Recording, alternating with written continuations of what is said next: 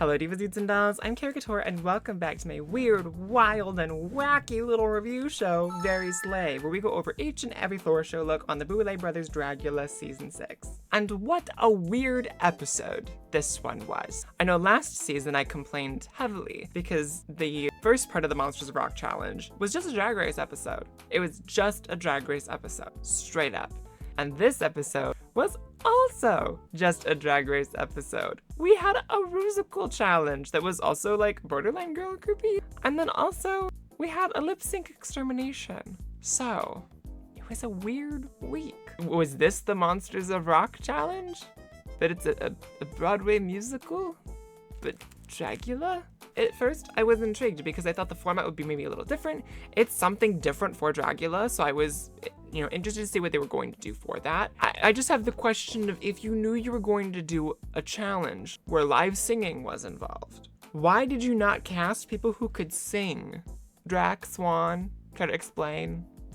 That was a weird choice on your part. Just saying, as like a viewer, and I know the Boulays aren't gonna watch this video. I'm like nobody in the grand scheme of things. I understand, like, it's goofy, it's fun, it's silly. And like the episode itself, I thought was probably one of the most chaotically gremlin-y because it was just so like unhinged in terms of humor or silly little moments and just people being like silly, goofy, tee-hee energy. That I liked. I liked that it was a little more lighthearted. And I think Majesty leaving the competition allowed for that to take place because Majesty was genuinely, as much as like they're struggling with everything mentally and like I hope things are better for them currently than what they were when they filmed the show.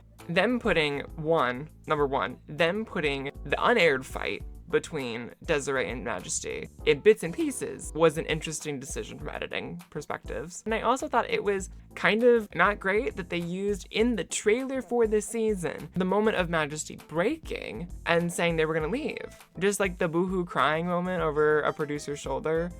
Like that shot. I can't believe they put that in the trailer too. That's from such like a vulnerable moment. I mean, the fandom, we saw this outcome coming a mile away. We saw that Majesty was gonna get eliminated. It was so obvious when they were sending the monsters in pairs that it was going to be pair 1, pair 2, pair 3, send in Vivi or Gray, send in the other one, and then the reveal that Majesty quit would happen. It was just a weird way to start the episode. And then the challenge was also weird. I thought it was great that they were plugging Drag the Musical because there's no way in hell that Drag Race is gonna do that because it all has to be about RuPaul. So if RuPaul wrote a musical, then yes, there'd be a RuPaul musical challenge, but until that day comes, no.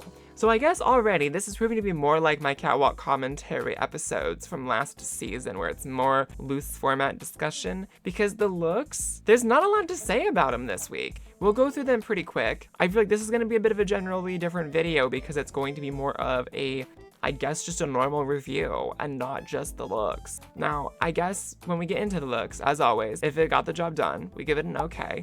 If it wasn't amazing. If it was amazing, we give it a slay.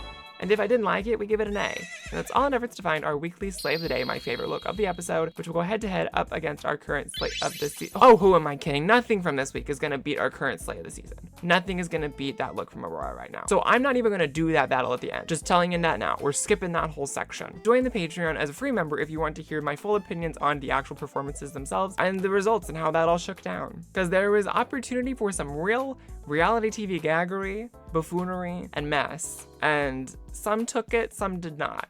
So we'll get into that over there. So that link is in the description below if you are interested, but if you want to support for free, you can always just like, comment, subscribe. That all helps so much and contributing to the watch hours and the view count, helps boost things in the algorithm, and I greatly appreciate it. So now, actually, not even really a full review video. It's just gonna be a short video because I didn't really care for these looks that much. We're gonna go ahead and swap over to the other scene and start diving into the snake pit and the rat house. First up this week from the snake pit, we have Jaharia. I think the hair is great. I love this makeup. Probably my favorite makeup I think I've seen from her in the competition so far. I absolutely adore it. I think the star placement is great. And their whole group aesthetically is really why I thought this week was going to be Monsters of Rock because they looked like they were doing a kiss thing. And I thought, oh, it's kind of interesting that they're doing Monsters of Rock in a way that allows the whole group to really perform and not one person, because I think that's really the biggest detriment of the Monsters of Rock challenge, that it only allows really for 2 people to shine of the whole cast. Well, it allows for 1 person to shine and another group to flop. So it is what it is. But the look itself, all 4 of the looks in the snake pit are basic as hell. They're just black leather bodysuits with some boots and some spikes, and maybe some spiky cod pieces or some green netting and some green makeup somewhere. They're uniform. They look great as a group. I do agree with the critique overall that there wasn't a whole lot of individual characterization in these looks. When we talk about Jaharia's, the makeup is really strong. When we talk about Pai's, the makeup is really strong too. I think Pai for me has the worst of the 4 outfits. It's just like the most basic. It's the most mundane. But I liked the snake nose was brought into the makeup for Pai. I also really liked that Pai, Asia, and Jaharia had the scar on one eye, and that Aurora didn't, because the storyline of the song was that Aurora's character basically got kidnapped to be a part of the group. She hadn't been formally inducted quite yet. That's kind of what it gave me. I think Aurora did the best in terms of the theater performance of selling the individual character. Like, she had an actual character to play within the storyline of the performance. The other 3 were just there. They were just like punky cunty divas. And Asia, I think for me, I think it's one of her weaker makeups. She's really striking on stage. She's a great performer, but something about the whole thing just didn't really land for the group for me. I'm gonna give collectively the Snake Pit an okay. It wasn't anything incredible by any stretch of the word.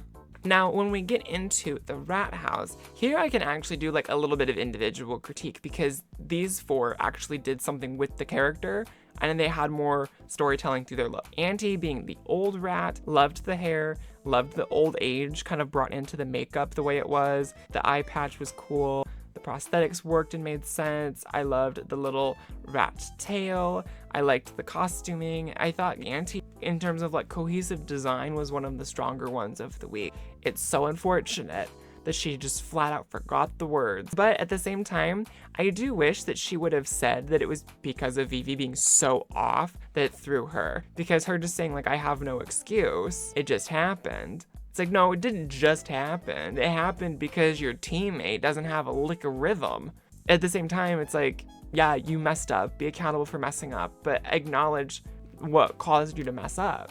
I don't know. I wish she would have just owned it, because in the confessional, she had that fire to like spit out that it was her fault. It was her group's fault for messing her up. But at the same time, I think that given how she acted last week, that maybe would have bitten her in the ass had she spoken up like that.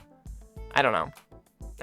Weird choice for me. But this look is good. I'll give it a soft slide. But then when we get into Vivi, it's forgettable. I didn't realize she was a rat. Like in the trailer, I talked about this last week. Her little clutch that I fully thought was a pan flute was indeed not a pan flute.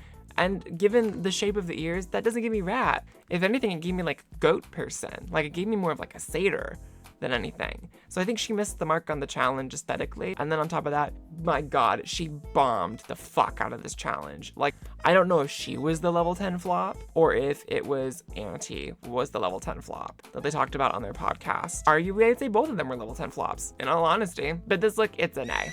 Then we have Yuri. I think Yuri and Gray really did arguably the best individually speaking this episode. I thought either one of them could have gotten the win had it been an individual win for the whole cast and not an individual win from the team. Going back into that, I don't think Pai should have won. I think it should have been Jaharia, but I think had Jaharia spoken up and said, I choreographed this, I did that, I was a leader in this group, she would have gotten that win. And the fact that she didn't, when Pai was like, I organized things, I kept the group on track, but didn't really contribute as much to the group's performance as what Jaharia did. That was a weird opportunity to like come in and steal out a win. Anyways, back to Yuri. Loved the trash bag boa. Loved it so much. Loved the mohawk. Thought it was really well done.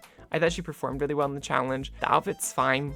It's not anything amazing, but it was cute. I liked the cut and I thought she just moved well. And she played her role of like the sexy rat, I think, quite well. So for me, this was also a soft slide, but a great week for her overall. And I love to see it. I love to see her doing this well on a challenge that ultimately eliminated her on Drag Race Down Under. And then finally, we have Grey Matter, who in my opinion should have been the standalone winner of this episode. I think it should have been critiqued as individuals and not one group wins and only one person from that group takes the individual win. I think that would have made more sense because Grey, in my opinion, far and away ate the fuck up out of this. Like, it looked the most rowdy, had the most character in the performance itself, had the most distinct, like, characterization of the performance, had really great fun details, and it was wonderful seeing Grey actually do, like, proper makeup and doing some drag mixed into it. I thought this was a great week for Grey, and I think Grey should have been the individual winner, but if you were going off of the groups, if you're gonna give the win to one person out of the better of the two groups,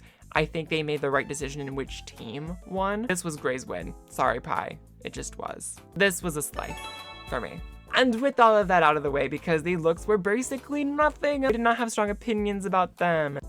We're gonna give Slay the Day to Grey, but it doesn't beat Aura, so we're not even doing the bout. So congratulations, Grey, on having the best look of the episode, and in my opinion, the best performance. And congratulations to everybody who watched the show for surviving some really bad vocals. And arguably one of the weirdest and, in my opinion, worst challenges on Dragula. So that is gonna be it for me this week for Dragula. Hopefully next week we get something better. I'm sad that Vivi went home, but also these death scenes are getting to be quite shite routinely. I'll talk about that over on the Patreon too, because I have thoughts about the death scene this week.